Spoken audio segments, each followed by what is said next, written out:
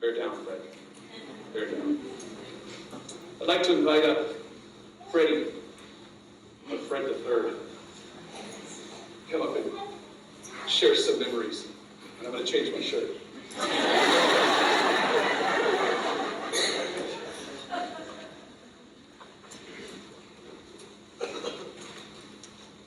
Thank you, everybody, for coming.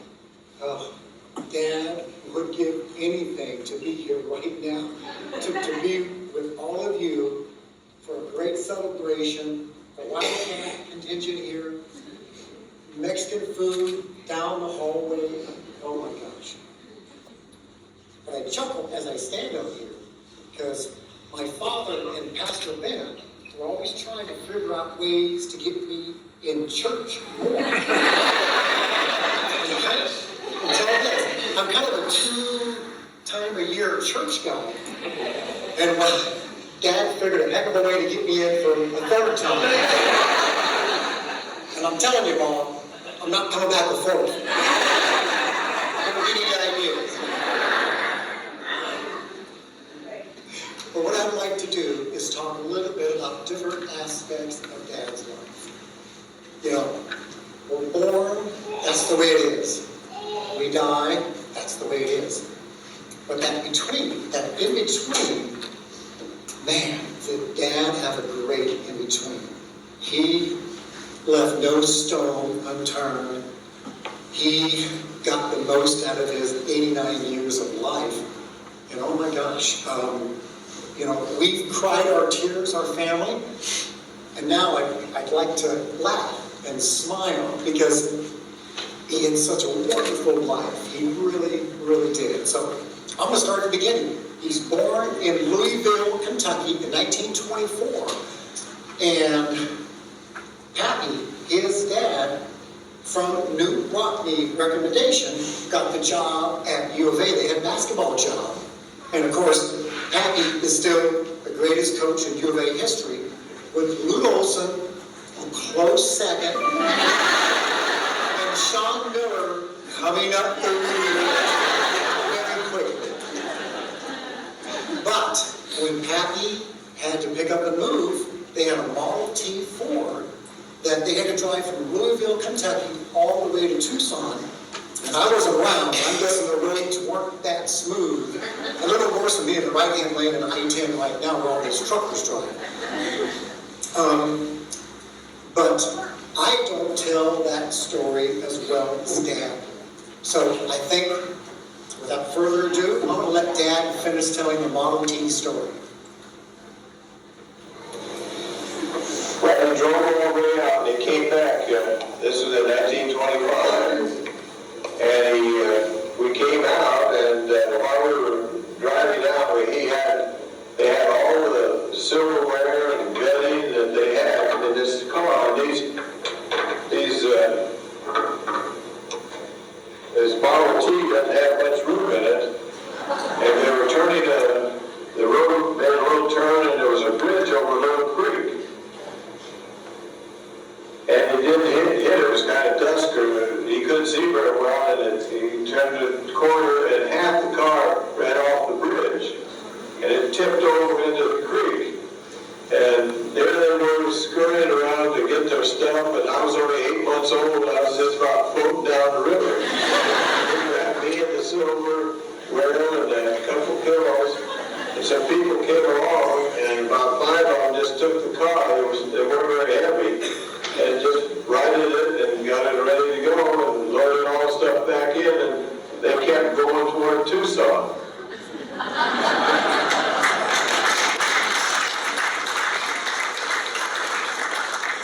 Now I know how Jay Leno felt following Johnny Carson. You got to do it, but it's going to be tough. Thanks, Dad. So when they got to Tucson, Pappy was coaching at U of A. And he coached for 37 years and did a great job there. Dad became a great high school athlete, one of the best in the state. His senior year at Tucson High Badgers, they won state championships in football, basketball, and baseball, which is pretty gosh darn amazing. But my favorite story of them living in that house in the San Francisco neighborhood is the orange throwing incident. This is when Dad, I think, was playing pro football, and so he was out of town. So 3 teenage boys on a lazy Friday night were kind of bored. They're walking in front of Pappy's house, and they see these trees, these orange trees that Pappy had planted years earlier, and they thought, well, Fred, the football star, is out of town. Let's grab these oranges and throw it at the house, and then get a rise out of it. Old man Enke, he can't catch us because he's too old, and then we'll just take off. Not unlike 30 years later, that dynamic duo of Storm, Montoya, and O'Donnell at the Buchanan's house. But that's I was with my mom and dad doing Bible study, I'm sure. So these 3 kids help the house and wait for someone to come out. Sure enough, here comes the person out of the house. They couldn't really see because the light wasn't too bright then, and so they kind of giggle and start running, and they just kind of trot along, and all of a sudden they turn around, and this figure is chasing after them. They go, no problem. So they go into a little faster trot, and they turn around again, and darn into that figure almost upon them. Now they're sprinting their tails off. And they turn around, and right then, this person grabs all 3 of them and throws them on the ground. They look up, and it's my dad. For some reason, he was back in town, so he puts them on the ground, and he says, hey, don't do that anymore. Then, brought him up, talked to him about football, standing athletics, and sent him on their way. A good friend told that story, so that's a great, great story. After graduating from high school, Dad went to the Navy, and he became a Navy pilot. One of the stories he likes to tell us, he says, you kids were almost never born. Well, what happened, Dad? He goes, well, I was landing this way on the runway, and this other guy was landing the same runway the other way. And so we came right at each other and just barely missed each other and clipped the wings. So he says, you guys are pretty lucky that you're here. We both took right turns there. My other favorite story about being in the Navy is when Dad and his buddy Virgil Koenig were sitting around with the squad, all the boys. They were kind of bored, and they had warm beer.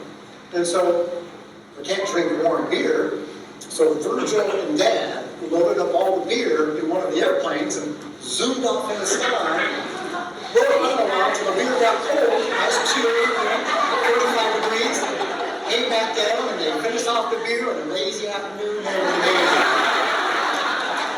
I don't know if they do that anymore. I do like cold beer, probably because of that. After Dad got out of the Navy, he then went to U of A, and he became a 3-sport star with the Wildcats. And the Wildcats are his love. Like Pastor Penn said, he loved his Wildcats. So he was an All-American football player, led the nation in total offense as a quarterback, then was All-World Conference in basketball and baseball. My favorite story there is a couple of years ago when Greg Byrne hired our great football coach, Rich Rodriguez. I was introducing Dad to our new football coach, and Coach asked, well, what's the legacy of the Fred Enkes? I go, well, it kind of goes like this. My grandfather was a head basketball coach for 37 years, great coach. My dad was a 3-sport star and then played in the NFL. And then I was 3rd place in a beer drinking contest. I guess the Jeep, Duluth, Debbie, Diana, Denise, and Denise. I got the bare minimum at the end. After graduating from U of A, Dad went to the NFL where he played for 3 different teams. The Lions for 4 years, the Eagles for 1 year, and the Baltimore Colts for 2 years. And if Dad hadn't hurt his shoulder back in about 54, Johnny Unitas, you would never heard of him. That quarterbacking job. But Dad has a favorite story he likes to tell. about being in the NFL. So I'm going to let Dad tell that story now. This picture is in the Hall of Fame, Football Hall of Fame in Canton. And that's me carrying the ball, and we're playing in Wrigley Field where the ivy grows on the walls. And this is in 1948. And you can see we don't have any face masks. He's grabbing me right in the face.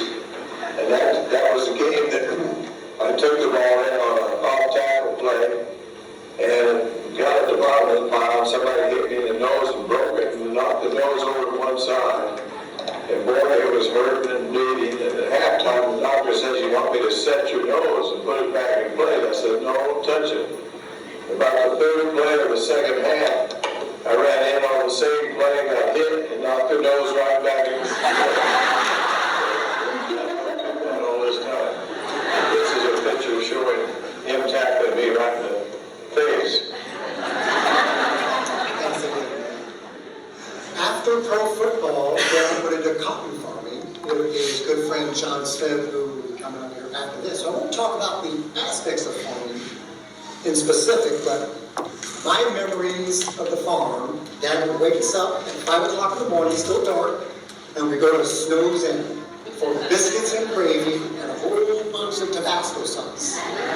None of us have taste buds anymore. We eat that salsa all week long.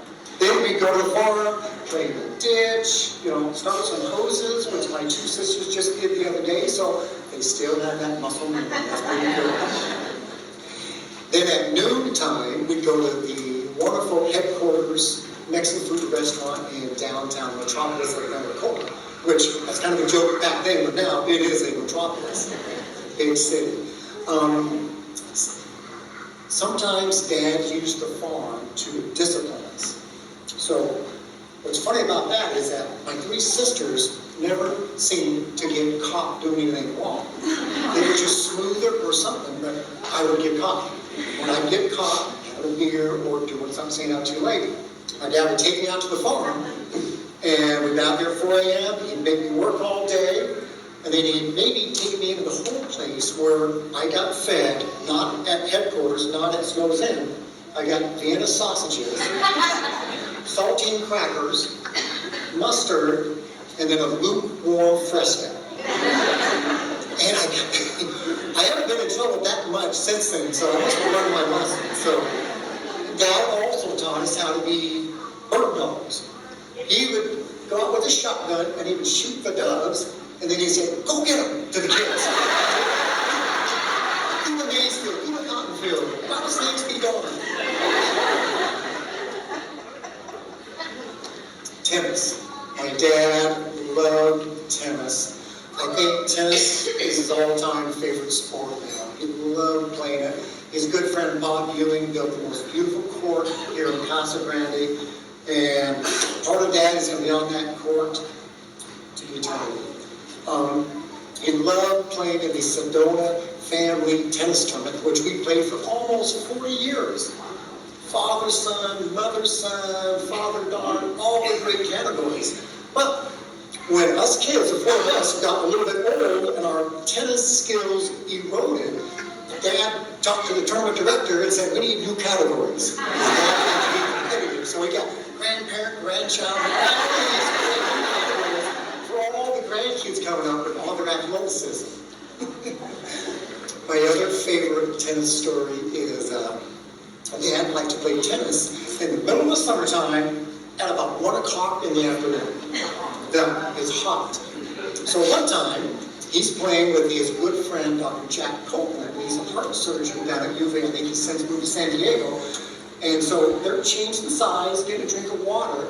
And Dad kind of chuckles. He goes, "Well, Jack, if something happens to me, I feel pretty good. You're a heart surgeon. I like my chances with you." Then he kind of chuckles again. He says, "But if something happens to you, I'm a cotton farmer, and well, I don't like your chances."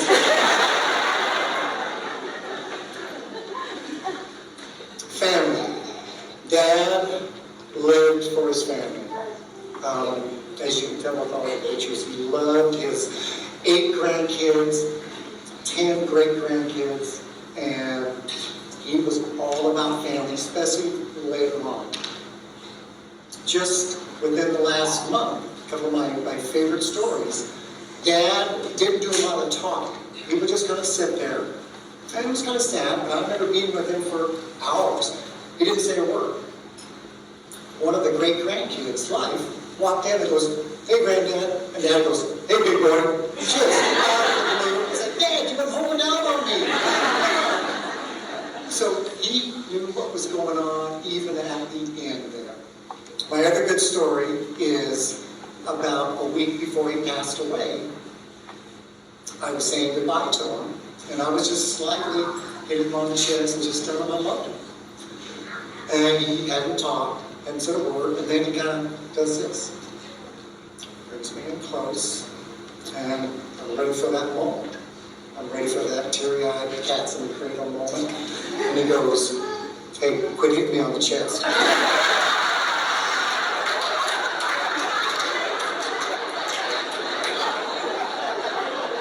Which I did. And Dad has a quick little comment about his family. So then we concentrated on farming and having kids. And here they all are. And and they're really beautiful. And that's part of our lives, is having all these beautiful children. And you, to fast forward.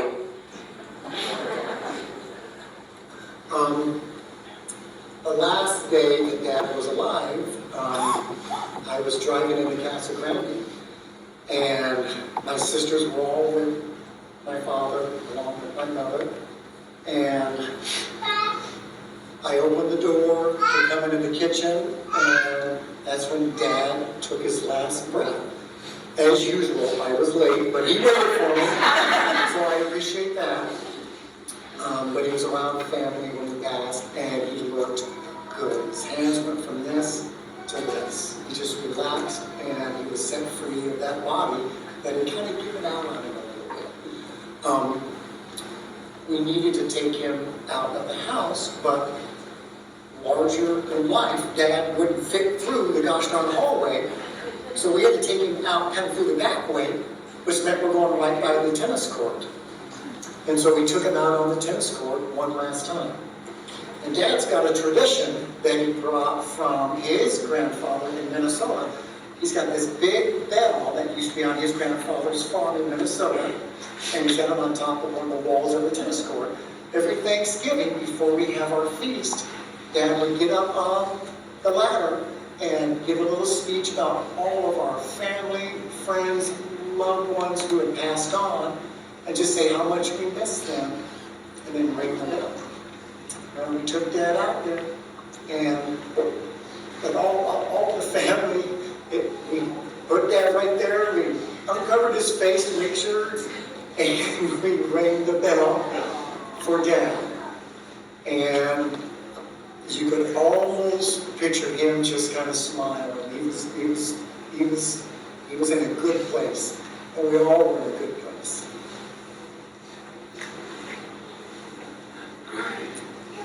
And we miss him, but he is where he's supposed to be right now with his new journey in life.